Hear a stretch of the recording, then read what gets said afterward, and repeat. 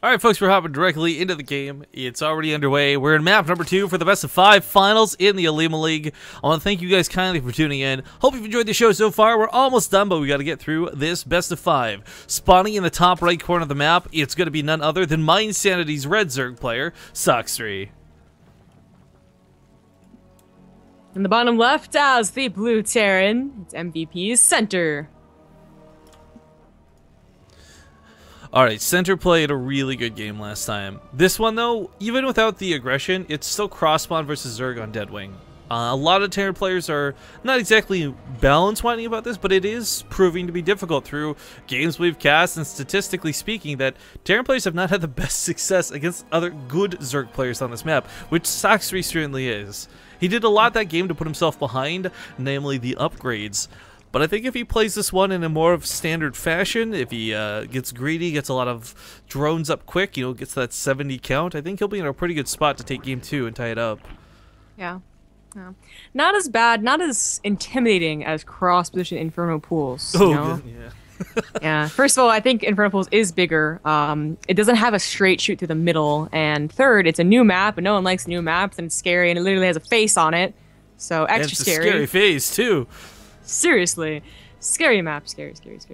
Unfortunately, that is in the map pool and is the best of 5, so there was no vetoes. Oh, man. Side note, this is pretty perfect. Being St. Patrick's Day, Big Irish Red just resubbed to the channel for 3 months running. Thank you very much for your continued support. But, okay. I think for Sacsri, one of the cool things you kind of pointed out as a negative, I kind of thought was a positive. His meter control, I think a lot of that game was really dictated by the fact that he just, the Lings could do no damage. And I think if he was able to rely more on his Lings and Banelings, I think those mutas would have done a little bit more than just pick off the odd depot here and there. Well, I think we could see Sacsri's game plan. You know, he kind of called it, like how Center should not have been able to take a third easily. Now, maybe he gets it eventually, but not easily. And Sacsri kind of had the same idea. I just thought that he did it way too fast. You know, like he saw it go down and he was like, oh my god, I gotta send everything I have to go get that. But maybe if he had waited, you know, literally waited for the Banelings that were following those Lings, it would have been a lot better. It would have started the ball rolling, and he would have taken that command of the game that we were expecting. But it's a new game. That's a lot of Lings. Favorable positions. It is 8, 10 Lings. I think he could run past that bunker. He could. He definitely could. Trying to wall it off. Oh, there we go. Now he can't. Well, that's a bit awkward. Lose a lot of Lings to this, but he will back up, keep a good chunk alive. Cancels because he needs the money for other things right now, but that was a very necessary wall. Well played out of Center. Hell yeah, it was really good. Some people, I would actually say a lot of pro gamers would not do that, just try and deal with the Lings they do run past. I think that was the better choice what he just did, to be honest. Yeah, I think that is the better choice. Me too. It's much less of a headache too. And he had no idea if speed was with the finish, which apparently it was. Well, this is a good move, too, to take on the rocks. We already saw earlier today Salvation try and sneak out tank drops and all that. It's a very common tactic on this map, whether you're classically known as a mech player or not. But Center just goes for the faster third, and he does it on location. Very bold. But the Hellion should be able to protect that because it is Deadwing, you know? It's only one entrance to all your bases. Oh, hey, another big shout out to See the F Nord. I know it doesn't have a resupply. Definitely, he's been a sub in the past, I think. So, welcome back, sir. Okay, I really like that he's doing this. It's a smart move out of Sacsri. He's going to limit the amount of early game potential damage there is. Even if no tank was ever coming on the way, it's good to make sure that that threat was never going to be an option. Queens also start moving up to pick off the Hellions. Creep Tumors shouldn't be thwarted too much. Not until there's at least 4 or 6 Hellions. I guess Sacsri hasn't really gotten any good scouting information. Yeah, not really. The Marines patrolling over that factory, so he's within that Bailey nest just as safety. Safe play indeed. Oh, it is going to be the follow-up of Cloaked Banshee, though. We've seen follow-ups of 3rd CC with one regular Banshee. It's kind of like the defensive Banshee, the scouting Banshee. But to include Cloak in it really does delay that stim. And with the armor going down, I guess he's going to be playing mech. Ooh. This is actually a pretty smart move on this map, I feel. Deadwing is just the map for mech, first and foremost, but kind of sucks that we lost the Hellions yet on the other side of the map. Not that it's going to be hard to replace them, but still, it's the loss of map control here early on. Sacsri debating whether he wanted to go in for that fight or not. Looks like he's not going to take Nope. it. Neither will Center. This is going to be really scary for Sacsri, potentially. I don't know if this is Center's plan.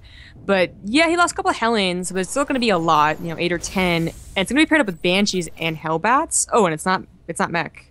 Huh. That's a late stim. Oh, this. Wow. But why go for the armory so early then? Yeah, I think he's going to go for the Hellbat attack then. So it's a Hellion Banshee or Hellbat Banshee attack, but a lot later than we would expect. And at a weird timing that Sacsri might not expect either. He should have Banelings though.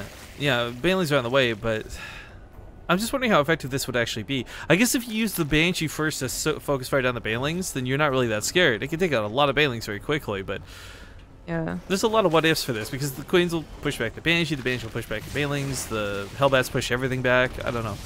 Either way, he's going to come in here before the Banshee's ready, and because this is going to lose this clumped up Hellbat, splits at the last second, takes some pretty heavy hits. Not bad. I like that he's got a couple of Hellions in this, not just Hellbats, because he can actually chase the drones when this is the case. The Hellbats are cleaned up, and yes, those Hellions do catch a few drones, so 14 go down. I would say, I don't actually know if that's worth it, because then you don't have any Hellbats when you attack. Oh, he has 4 more Hellions. Never mind. That's still delayed stim a long time. Oh, is he going to go for like that mech bio blend?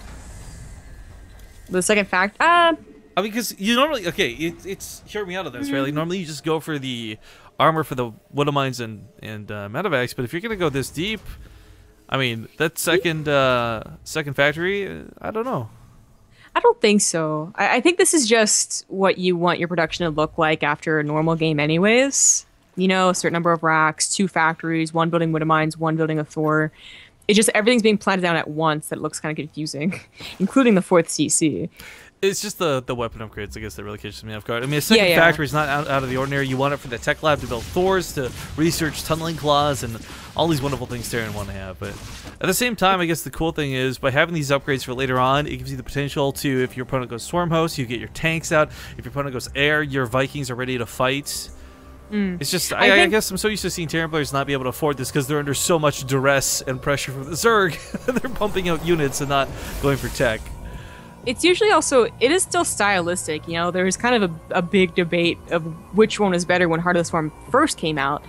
Some people said it helped Widowmine survive longer. When Thors became really big, some people said it helps with the Thor shots, so let's do that. But I do like the armor more. But apparently Center likes the weapons. Well, it reminds me, we were talking about all these old Wings of Liberty balance patches yesterday, and I'm thinking back to, you remember when Thors wouldn't auto-target Mutalisks? Do you remember how big of a deal that change was? Like, holy moly, and that's recent. Yeah, no, it was an absolutely huge deal. Apparently that's what they were like in the very beginning, too, so it was changed back. I read a lot of balance changes when I was looking at that Wikipedia article. Yeah, it's really weird to go back and look at the way everything has changed, but alright, Banshee coming towards the main, looking for some kills, and it looks like it might get some. You should never have a 13-minute Banshee killing drones. Usually this gets picked off immediately. Yeah, for sure. Still not getting picked off, only 1 muta. There we go, 2 mutas would be able to get it down. No detection. Oh, I just missed an Overseer was going to join up. It was the Spore Caller. Awkward. Alright. Still keyed in. Well, that reminds me to get detection for the Widowmines, I guess. Well, okay, yes, but also it reveals that, hey, there's this many mutas out. This is a pretty big, nice number to count. Certainly true. Now, Center did go for a very fast 4th command center. It is Deadwing, you can kind of get away with it, but of course what you give up is those attacks that, they clear up creep. You can pick them up and go for a drop. Like, there really has been no presence in this game from Center other than his macro. And that one very tiny Hellbat push. I do wonder if his macro is going to carry him, though. I really like the idea of going 2-2-2 across the board like this, but there's nothing to take benefit from the vehicle weapon upgrades. It almost feels like wasted minerals and gas. I mean, if you got tanks out, if you got Vikings out, if you got that Thor out, sure. But everything is Widowmines and Medevacs right now. Nothing to shoot. Everything takes damage. Well, I guess nothing to shoot in the classical sense. We do have the big push out finally with a very scary army. Not quite maxed out, a little bit supply blocked, in fact. Not timing with the 2-2 either. But as long as he stays on the edge of creep and plays, smart, then it shouldn't be a problem. He's gonna try and find that little nook behind the third command center, or third hatchery. This with me today. But that is kind of dangerous even still. A surround can happen. It's technically on creep. Thor's not really contributing a lot being here. In fact, he's just committing suicide. Here comes the mutas. This is where the Thor might become a little bit more handy, but I don't know if Center's got enough right here. His upgrades are good, and that's cool, but it's an overwhelming amount of Banelings and Zerglings. Nonetheless, he does hold for the moment, and both players will disengage. Sacsri did dip down in supply quite a bit. He's on 82 drones, though, so wow. He has quite a lot of gas. He definitely needs to get a 5th, I suppose, to actually use those drones. He's actually going to an infestation pit, looking for the hive soon. Yeah, the Muta's looking for that fight. Always a little bit scared due to the Thors, but no pickup coming out of center. He's just kind of letting them die to the Banelings and the Zerglings, and I don't know if he can keep affording to do this. This one Thor's still standing strong, getting some good shots on the Mutas, but I thought that was actually really good for him. His Marines all survived, which seems like a miracle because they're on creep at first. He still has a really good supply lead. His army supplies over 50. Center's looking to win this game. The only obstacle is that there is still a lot of creep spread. This blows my mind too, because every time we've ever seen, and I'm not talking like out of my ass on this one, I'm serious, like everything I can think of, anytime it's 2 players playing passive, it's the Zerg that gets ahead, or it's basically not the Terran. But Center somehow finds a way to macro like a god, gets his upgrades like crazy. He's 2-2-2 across the board. He doesn't have a lot of Thors, okay, sure, but still, if he can keep pushing and keep applying the same level of pressure, he will eventually whittle away at Sacsri. It's like he had that really perfect army, I guess, that's similar to what we saw versus Snoot, and Snoot just couldn't do anything against it. It's like it was so beefy. This time, there aren't any Widowmines to help out, though, and Center will have to pull back. Oh, hey. Look at you. There's been several Widowmines, but you know. Things. With that attack? I only saw the one that I missed. Alright, Marauders get out of there alive, which is nice. He's gonna look towards taking his 5th. I actually, I didn't think too much of it. I actually really like the center tower, the sensor tower placement.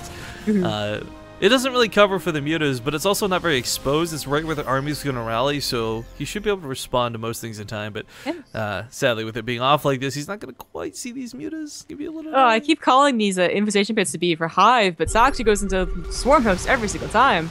Yeah, and this is not get Enduring Locusts. Well, this is where I really like those upgrades coming back into it. Those tanks. It's okay, it benefits the Thors, cool, but it's really about the tanks being able to keep back the Swarm House. And once he identifies that that change came, we're going to start seeing some tanks get produced. 5th base comes easily to center. A little bit of a problem for Sacsri, to be honest, because his own 5th base is actually under attack right now. Oh, yeah, 4 Marauders. Don't really care about Lings. But the Mutalisks will... No. I thought that was going to be a Widowmine drop when I first saw it. No, 4 things in it, but not so. Literally a couple Widowmines being littered around here again, trying to really hurt this 3rd. He's going to get a couple of drone kills every single time, but Sacsri's been barely pushing him back. This is the first reveal in the Swarm Host. A little bit irritating to see because he's got so many Marauders up here, but they do take the hits like champions. Baneling's trying to be more directly on top of the Zerg Marines. That was kind of a bold move, but probably more of a mistake. Widowmines are going to move forward, and maybe with a scan gets a not even going to get that shot off. These Locusts are going to be so helpful against the Marauder wall. Yeah. That is blocking them out from the Marines. Chipping away at it little bit by little bit. I mean, there's so many more Marines behind this, but it's not exactly like you can stim forward and just push on top of these. Well, yeah, now that the Banelings are gone, he gets on top of the Swarm Host, trying to dance with the Mutas, trying to dance with the Locusts. Sadly, a lot of these Swarm Hosts are going to go down, though. Quite an expensive loss there for Sacsri. Yeah. I think if he wasn't looking so poor, like, 4 minutes ago, he would be in a position of, like, that's really, really good. Like, he would have had 20 more Banelings behind that because economy was actually pretty good, but not so. Center has been in control for the last, like, I'd say, like, 7-8 minutes, and he still has that supply lead. Or I should say more like 5 minutes. I don't know what to go by, StarCraft 2 time or real time. I know, can't wait for the StarCraft 2 time to be in real time. That'd be pretty cool, too. Like maybe like Super Elitist Brood War, but I always thought that was kind of like cute about StarCraft. Like people would come in and be like, "Why is the clock wrong?" And I'm like, "Let me tell you about the history." Take a seat. I've got a story to tell. My name is Deckard Kane. All right, $5 donation, by the way, from Kitty the Neko. So shout out to the librarian, my biggest fan and devout follower of the Ace Gate cult. Long live Ace Gate! Oh, you guys. Man, that Spore Crawler really needs to go down. I'm just saying. It's picked off quite a few medevacs at this point. 6 kills on it, even. Yowza. Catches a lot of lings at the bottom of the map, too. This is a nice move out of center.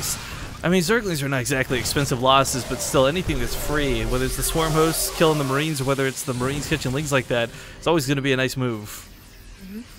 This is interesting that center is going to change up his attack path. It's a lot longer of a path, a lot weirder, and it was on creep until he cleaned it up, but it is trying to take down this 5th. Those locusts are they're chipping away the bio, but man, the problem with this, when you lose a siege tank, it's pretty expensive. When you lose like 2 Marines to a wave of locusts, it's not that big of a deal. But a little bit tentative to put those on the front line. He still knows the Banelings are there. They're quite scary, rolling in from the sides. Keeps the Marines alive through this and might be able to continue pushing. The Mutalisk Flock has been thinned out. GG is called. Center takes the game and now has a 2-0 lead here in the finals.